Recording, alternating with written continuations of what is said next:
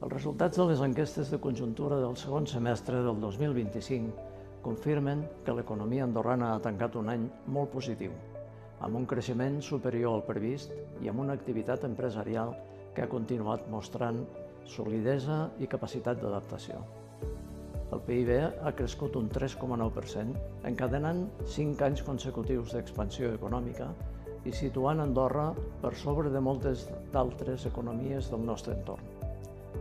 Aquest bon comportament ha estat possible gràcies a una combinació de factors molt rellevants: la fortalesa del mercat laboral, el dinamisme de la demanda interna, el bon moment del turisme i una evolució positiva de la majoria de sectors econòmics. La construcció ha mantingut un ritme de creixement molt intens i els serveis han continuat actuant com el principal motor d'economia. I l'hoteleria ha registrat un nou any de màxims històrics i ocupació i afluència turística. També és important destacar que moltes empreses han millorat ingressos i han recuperat capacitat d'inversió, un element essencial per continuar generant activitat i competitivitat.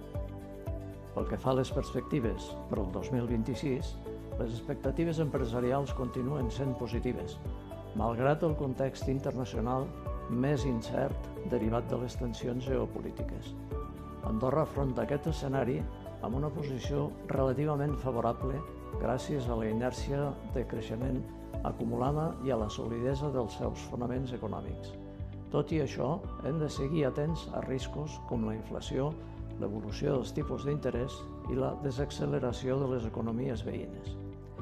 Aquest any també hem volgut posar el focus en un aspecte que preocupa cada vegada més el teixit empresarial: l'impacte de la càrrega administrativa i del compliment normatiu sobre el dia a dia de les empreses. Per això, hem elaborat un monogràfic específic que analitza fins a quin punt els tràmits administratius i les obligacions reguladores condicionen la competitivitat, la productivitat i la capacitat de creixement de les empreses andorranes. Els resultats ens deixen un missatge clar. Les empreses valoren els esforços de modernització impulsats per l'administració, però reclamen avançar cap a una administració més àgil, simple i proporcional a la realitat empresarial del país.